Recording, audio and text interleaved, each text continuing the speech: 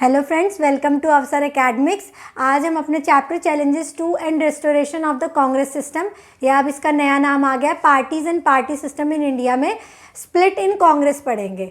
ठीक है, split in Congress मतलब कि कांग्रेस में आपने देखा कि 67 के इलेक्शन में कांग्रेस जो है वो लोकसभा में बड़ी मुश्किल से जीती थी। मतलब पहले से बहुत कम सीट्स आई थी, उनके बहुत सारे मिनिस्टर्स हार गए थे और बहुत सारी स्टेट्स में जो है कांग्रेस जो है वो हार गई थी। तो अब उसके बाद क्या हुआ, देखिए, जब तक सब जीत रहे होते हैं ना तब तक सब साथ होते हैं। जैसे ही हारना शुरू कर देते हैं वैसे ही जो है प्रॉब्लम्स आनी शुरू हो जाती हैं। तो ऐसे ही जो है 67 के इलेक्शन के बाद कांग्रेस के अंदर प्रॉब्लम्स आनी शुरू हो गई थी। तो उन प्रॉब्लम्स की वजह से क्या हो गया, बाद में कांग्रेस के अंदर ही कई दो फैक्शंस बन गए और उसके अंदर फिर स्प्लिट हो गया। तो उसके बारे में अब हम इसमें पढ़ेंगे। तो क्या हुआ इलेक्शन में, आपने बताया था कि मैंने बताया कि मेजॉरिटी कम हो गई थी और स्टेट्स में हार गए थे। तो अब क्या फैक्शंस बन गए थे या क्या लड़ाई शुरू हो गई थी कांग्रेस के अंदर, वो हो गई थी इंदिरा और सिंडिकेट के बीच में। अब क्वेश्चन आता है कि सिंडिकेट क्या था। तो सिंडिकेट कांग्रेस के वो मेंबर्स थे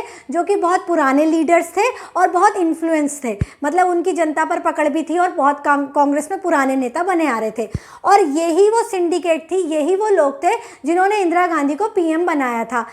जब शास्त्री जी एक्सपायर हो गए थे उसके बाद मोरारजी देसाई और इंदिरा गांधी में से सिंडिकेट ने जो है इंदिरा को ही पसंद किया था और फिर इंदिरा गांधी प्राइम मिनिस्टर बनी थी। लेकिन अब सिंडिकेट जो है वो इंदिरा के अपोजिशन में आ गया। क्यों आ गया था? क्योंकि सिंडिकेट में ये जो पुराने लीडर्स थे, जो ओल्ड लीडर्स थे, उन्होंने ये सोचा कि मोरारजी देसाई जो हैं वो तो बहुत एक्सपीरियंस लीडर हैं, बहुत बड़े लीडर हैं, अगर उनको पीएम बना दिया तो वो हमारी बात सुनेंगे नहीं। जबकि कंपैरेटिवली जो इंदिरा गांधी थी वो नई थी, उनको इतना एक्सपीरियंस भी नहीं था। तो सिंडिकेट के मेंबर्स ने सोचा कि इंदिरा गांधी को पीएम बना देते हैं और अपने हिसाब से इनको गाइड करेंगे और अपनी बात इनसे मनवाते रहेंगे। तो उनको एक पपेट पीएम ये बनाना चाहते थे, लेकिन उनकी सारी बात उनके ऊपर ही उल्टी पड़ गई, क्योंकि इंदिरा गांधी पपेट पीएम नहीं बनने वाली थी। वो बहुत ही स्ट्रॉन्ग पर्सनालिटी की थी, एक बहुत ही स्ट्रॉन्ग लीडरशिप के साथ वो सामने आई। तो उन्होंने क्या करा, आते ही क्या अपनी पावरफुल लीडरशिप में उन्होंने धीरे धीरे सिंडिकेट को ही साइडलाइन करना शुरू कर दिया। मतलब ये जितने भी लीडर्स थे ना जो बहुत टाइम से कांग्रेस में मेन बन के आ रहे थे, उन सबको उन्होंने साइडलाइन करना शुरू कर दिया और नए नए लोगों को जो इंदिरा को पसंद करते थे या जो इंदिरा की आइडियोलॉजी से मेल खाते थे, उन लोगों को कांग्रेस में लेना शुरू कर दिया और सिंडिकेट को साइड में करना शुरू कर दिया। अब जब ऐसा होना शुरू हो गया तो ऑब्वियसली सिंडिकेट जो है और ज़्यादा इंदिरा के खिलाफ हो गई और दोनों के बीच में बहुत सारा प्रॉब्लम होनी शुरू हो गई। तो इंदिरा को क्या हुआ, अब दो प्रॉब्लम जो है वो, दो चैलेंजेस जो है वो फेस करने पड़े। क्या चैलेंजेस थे वो? इंडिपेंडेंस फ्रॉम सिंडिकेट, मतलब एक तो उसे छुटकारा पाना था सिंडिकेट से, मतलब अपने ही पार्टी के अंदर जो प्रॉब्लम, बाहर से ज़्यादा प्रॉब्लम अंदर होने लग गई थी। तो पहली तो ये थी कि उन्हें सिंडिकेट से छुटकारा पाना था, ये जो पुराने ओल्ड लीडर थे उनसे छुटकारा पाना था। और दूसरा क्या था, regain the ground lost in 1967 election. 67 में जो कांग्रेस की बुरी हालत हुई थी, मतलब वो उतनी मेजॉरिटी से नहीं जीती थी, उसको वापस पाना। तो ये दो मेन चैलेंजेस जो है वो इंदिरा गांधी के सामने आ गए थे। अब इंदिरा गांधी ने उससे निपटने के लिए क्या करा, एक बहुत ही बोल्ड स्ट्रैटेजी को अपनाया। उन्होंने क्या कहा कि अब हम लेफ्ट ओरिएंटेड बनेंगे। लेफ्ट ओरिएंटेड का क्या मतलब होता है? लेफ्ट पार्टीज वो होती हैं जो सोशलिज्म में बिलीव करती हैं। तो उन्होंने कहा, और सोशलिज्म का क्या मतलब है?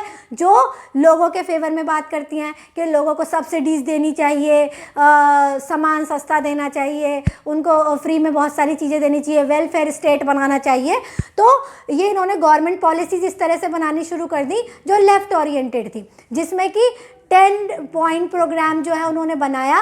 10 पॉइंट प्रोग्राम में बेसिकली मेन बातें क्या थी कि सोशल कंट्रोल ऑन बैंक्स, मतलब बैंक के ऊपर जो प्राइवेट बैंक्स थे जो जनता को लूटने में लगे हुए थे उनके ऊपर सोशल कंट्रोल किया। नेशनलाइजेशन ऑफ जनरल इंश्योरेंस का नेशनलाइजेशन कर दिया। इसके अलावा public distribution of food grains, मतलब जो राशनिंग सिस्टम था वो तब शुरू किया गया था। राशन कार्ड के हिसाब से लोगों को जो है सस्ता फूड ग्रेन्स जो है वो मिलने शुरू हो गए थे। इसके अलावा लैंड रिफॉर्म्स किए गए थे। लैंड रिफॉर्म्स का मतलब ये था कि बहुत सारे ऐसे किए गए थे जिससे कि जो छोटे फार्मर्स थे उनको मदद मिले। इसके अलावा हाउसेस फॉर रूरल पुअर, मतलब कि जो गरीब लोग थे उनको फ्री में घर वगैरह देना जो है वो इन्होंने शुरू कर दिया था। तो इस तरह की गवर्नमेंट पॉलिसीज़ जो हैं इंदिरा गांधी ने शुरू कर दी थी, जिसको कि सिंडिकेट भी डिनाई नहीं कर पाई थी और उनको भी मानना पड़ गया था। तो इस तरह से इंदिरा गांधी का कद जो है वो पार्टी में बढ़ता चला जा रहा था। अब जो इन दोनों के बीच में, सिंडिकेट और इंदिरा के बीच में जो प्रॉब्लम चल रही थी, वो अब तक तो सिर्फ अंदर ही अंदर चल रही थी, लेकिन वो दुनिया के सामने कब आई? जब प्रेसिडेंशियल इलेक्शन हुए 1969 में। फिर सबको पता चल गया कि कांग्रेस के अंदर क्या चल रहा है। तो 1969 में क्या हुआ, जो उस टाइम के प्रेसिडेंट जाकिर हुसैन थे, उनकी सडन डेथ हो गई, तो इसलिए जो है प्रेसिडेंट के इलेक्शन करवाने पड़े। तो सिंडिकेट ने किसको नॉमिनेट किया? मतलब जो ओल्ड मेंबर्स थे, जो पुराने मेंबर थे कांग्रेस के, उन्होंने एन संजीवा रेड्डी को नॉमिनेट किया as the official candidate of Congress, कि प्रेसिडेंट के लिए एन संजीवा रेड्डी को उन्होंने ऑफिशियल कैंडिडेट बना दिया। लेकिन इंदिरा गांधी जो है उन्हें पसंद नहीं करती थी। तो इंदिरा गांधी ने क्या करा, जो उस टाइम के वाइस प्रेसिडेंट थे वीवी गिरी, उनको इंडिपेंडेंट कैंडिडेट खड़ा होने के लिए कहा, तो वो इंडिपेंडेंट कैंडिडेट खड़े हो गए। उसके बाद क्या हुआ, कांग्रेस प्रेसिडेंट जो थे उस टाइम ये है एस निजालिंगप्पा, थोड़ा सा टफ नाम है। इन्होंने क्या किया, एक विप जारी कर दिया, इशू कर दिया विप। विप का क्या मतलब होता है कि कांग्रेस के जितने भी एमपीज और एमएलए थे उन सबको बोला कि वो संजीव रेड्डी को ही वोट करेंगे। देखिए प्रेसिडेंट के इलेक्शन ऐसे ही होते हैं, आपको पता होगा, आपने 11th में पढ़ा था प्रेसिडेंट के इलेक्शन। तो प्रेसिडेंट के इलेक्शन में एमपी और एमएलए वोट देते हैं, जनता वोट नहीं देती है। तो कांग्रेस के सारे एमपीज और एमएलए को बोला गया कि वो एन संजीव रेड्डी को ही वोट देंगे। लेकिन इंदिरा गांधी ने क्या बोला? इंदिरा गांधी ने बोला कि अपने कंसेंस पे वोट दो, मतलब अपनी मर्जी से जो तुम्हें अच्छा लगता हो उसको ही वोट दो। इस तरह से जो आपस की कड़वाहट थी वो सबके सामने आने लगी, और लास्ट में जो है वो वीवी गिरी जीत गए।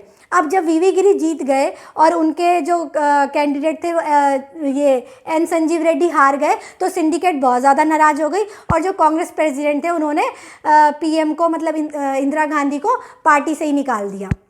जब पार्टी से उनको निकाल दिया तो इंदिरा गांधी ने नई पार्टी बना ली और उसको बोला कांग्रेस रिक्वेशनिस्ट, मतलब कांग्रेस आर, जिसको इन्होंने बोला नई कांग्रेस, और जिसको इंदिरा गांधी ने बोला यही रियल कांग्रेस है, बाकी वो जो दूसरी वाली है वो रियल कांग्रेस नहीं है। और सिंडिकेट ने अपनी कांग्रेस बना ली, कांग्रेस ऑर्गेनाइजेशन, जिसको बोला गया कांग्रेस ओ, जो कि थी ओल्ड कांग्रेस, ऐसा माना जाने लगा।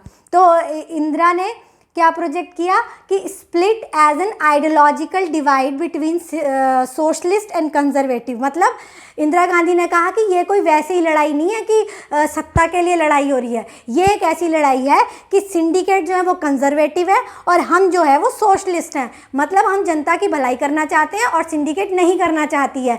जो सिंडिकेट है वो रिच फ्रेंडली है और जो हम हैं वो पुअर फ्रेंडली हैं। तो इस तरह से उन्होंने प्रोजेक्ट किया जब इंदिरा गांधी ने, तो सारी दुनिया के सामने स्प्लिट इन कांग्रेस जो है वो सामने आ गया कि कांग्रेस के अंदर ही अंदर क्या चल रहा था। तो ये आपको मैंने पूरा बता दिया कि कांग्रेस किस तरह से दो हिस्सों में बट गई थी। उसके बाद क्या हुआ, इंदिरा गांधी ने क्या क्या मेन काम किए वो हम पढ़ेंगे, और 1971 के इलेक्शन में किस तरह से जो कांग्रेस ने अपना पूरा ज़मीन खो दी थी उसको वापस पाया और रेस्टोरेशन ऑफ कांग्रेस हुआ, वो हम नेक्स्ट वीडियो में करेंगे। तो आई थिंक इसमें आपको सब कुछ क्लियरली समझ में आ गया होगा। कुछ समझ में नहीं आया तो आप कमेंट सेक्शन में क्वेश्चन कर सकते हैं।